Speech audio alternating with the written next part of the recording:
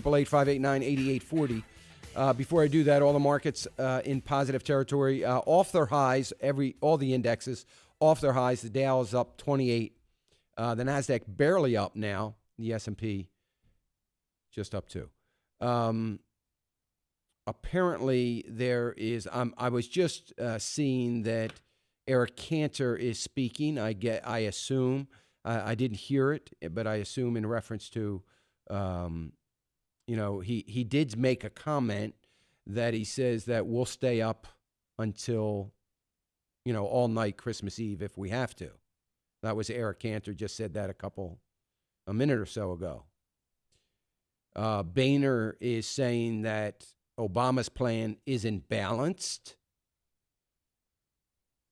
That's one of his issues, so that's good to know. So let's not compromise then. How about that? Let's see. I remember 2010, I got a call from a so-called GOP strategist in Virginia that said I personally was hurting Eric Cantor's numbers. Well, he got reelected. So if I was, it didn't hurt too much. So all the more reason not to pay attention to anything I say about any of these guys. But nevertheless, because I was extremely critical of Eric Cantor, and this person apparently did not appreciate it. I wasn't really critical of him, but yes, I was. But I did point out the setup that we were about to enter into. By the way, I was right. The setup was very simple. You all remember this if you've listened, but I talked about the idea that, remember, Boehner and Cantor were talking about, well, we got to have, $2 for every dollar cut, or 1 for 1. If we're going to cut $1, then we'll maybe consider raising $1, but we're not raising the debt ceiling. We don't care if the government shuts down, so on and so forth. 2 weeks before they folded, the GOP folded, Eric Cantor started saying, well, we've got to see some kind of structured cuts. And if you remember, and I was the only one that pointed it out, I was saying, did you hear that? Did anybody hear that but me? The talking point totally changed. The party line changed from dollar for dollar to structured cut, which I said could mean anything. It could mean cuts that take 20 years to get there. And it was basically us being set up for the compromise, which we got. I said it then, I'll say it again. We also have the very similar situation. We've got Republicans that cannot rebuke. So I don't know what all that Eric Cantor just said or all that Boehner has said this morning, but I do know this. There are certain points that they did not rebuke.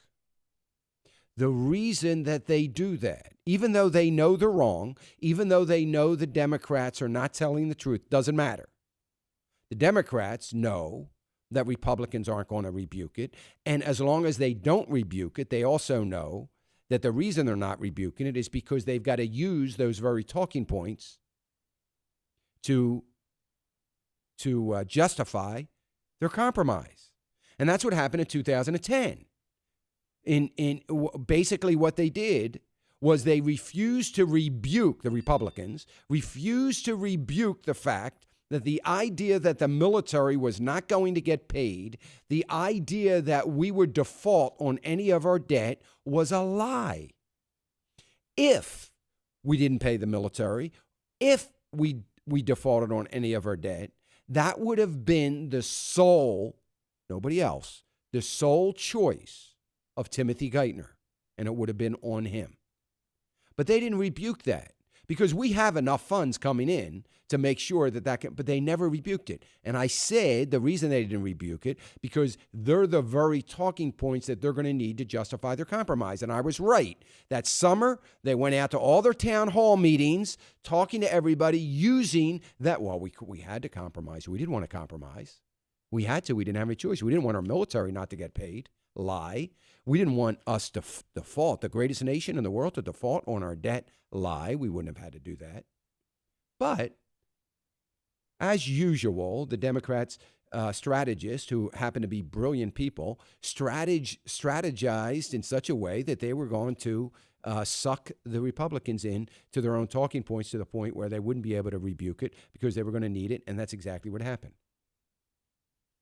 That's what's going to happen again, folks. See, because the Democrats are perceiving this as it working. It worked for them. They got away with it because they went to the town hall meetings and used it to justify their compromise, and everybody bought into it. So they're going to assume it's going to work again. So we're not going to see any of that rebuking. If we do, between now and Christmas, that's going to be a very good sign. That is going to be a sign that maybe, there's some backbone beginning to be formed in some of our Republican leaders. That's what that means. That's how I'm going to perceive it, and that could be good news. We'll see, though. Not getting real excited. All right, let me go to Brenda. Brenda calling us from Richmond, Virginia. Hi, Brenda. Hi, Ms. Cecilia. Thank you so much for all that you do and your commitment to this country. Thank I you. have about 3 questions. Okay. I called you the day before the election and told you that I had about 100,000 in fixed interest annuities, Mm-hmm. and I was so grateful that you told me that it wasn't insured. At that point, I didn't know that. My question now is, should I stay in the annuities or roll over into a traditional IRA that you said I could do? And I've checked with my tax person, and they said that's a possibility Mm-hmm. since the election has turned out the way it has. Well, here's the thing, Brenda. If you rolled over into your into an IRA, you will at least have some options. And what I mean by that is, you'll be able to put it in a money market. You'll be able to put it in a CD or do some options that may be a little bit safer and FDIC insured. So that would be one reason to do it. The other reason is, if you can do it, would be that, the lack of insurance, the guaranteed fixed annuities sometimes are guaranteed a certain amount of interest, but not necessarily guaranteeing the principal. So it could fluctuate on the downside. And I think that's a good reason to do it. When you go ahead. Go ahead. Well, it already has. It was at about 3% or a little more, and now it's down to about 7.71 and 0.79, and I found a bank that has 1%. Yeah, so there you go. So much for being fixed, so to speak. So that's a good reason. So, and just with that alone, I would tell you, yeah, definitely move it. But here's what I want to mention to you. I'm assuming now, of course, this is an IRA annuity, this fixed annuity. It's IRA money, correct? It's with a company called Valic. Yeah, I know them. But the money, it's an IRA account, though, right, Brenda? Like, in other words, it's see, you can have an annuity with a company like that that's not necessarily what is called qualified money, meaning that it's not necessarily IRA money or 401k money. Is this money that you contributed into out of, your pay or? Yes, it is. Okay. And where I was working, they didn't have a 401k, so Gotcha. this is a little bit different. So it is qualified money, and yes, you can roll it. But if they say, the bank or anybody else says, well, you can't roll it, what you need to do is, are you over 59 and a half, Brenda, yet? Yes, I'll be 66 February 1st. Oh, okay, great. I mean, not great that you're 66. You might not think it's so great. I'm just saying it's great that you don't have a 10% penalty if you needed to withdraw some of it. I would roll with what you may have to do, and I just want to alert you to this because they may tell you can't do it. You may have to actually close the annuity contract. Do not withhold any taxes. Get a check.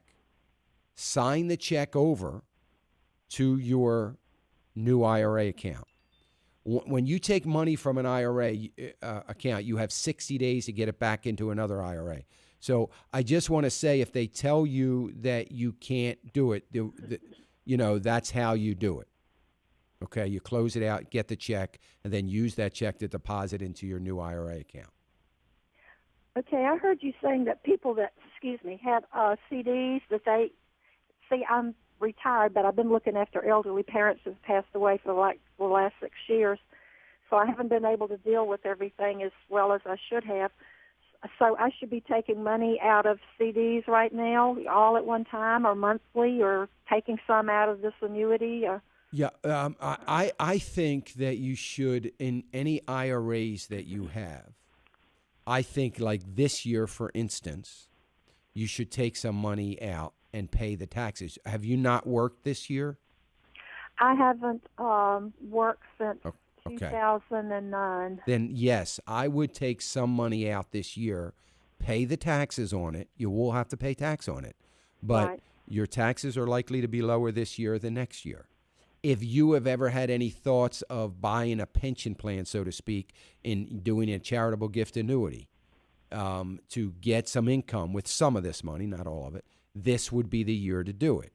So I would like you in all of this moving to withdraw some of it, you know, and yes, you'll have to pay the taxes, but I'd rather see you pay the taxes at this year's rates compared to what they're going to look like next year.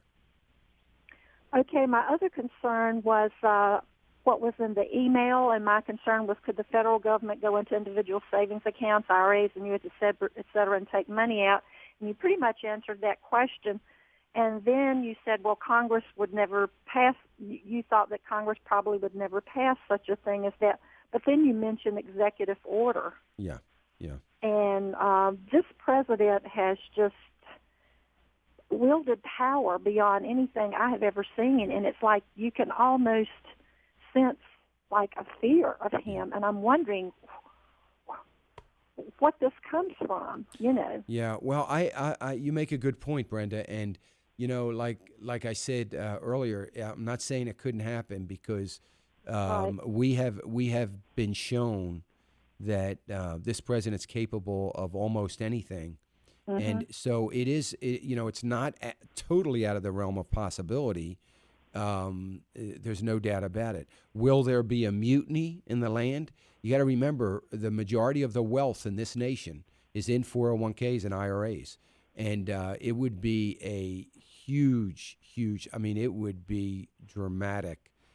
People would be obviously just outraged. But in his attempt to spread the wealth, he could do it. I'm not saying all I want to just emphasize to people is there's no evidence of that happening right now, but we may never see any evidence before it happens. So I don't want to totally discount it. Well, I have been praying for the president, the vice president, the Senate, the governors, everybody in position of authority.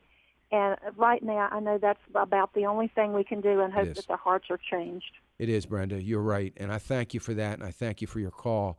And I would just add to it, one thing that we can do, Brenda and our listeners, is we can be writing our senators, our congressmen, every single day if we have to. If you don't get AFA action alerts, make sure that you go to afr.net or afa.net and sign up for them, because you're going to get opportunities to write your local representatives probably once or twice a week, so on various issues. And that's a wonderful way of doing it because it makes it real easy.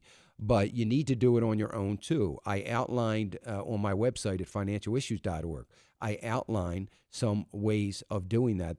Under the news block, there is a letter that I wrote just pointing out some things that we need to emphasize right now about not compromising, about standing firm.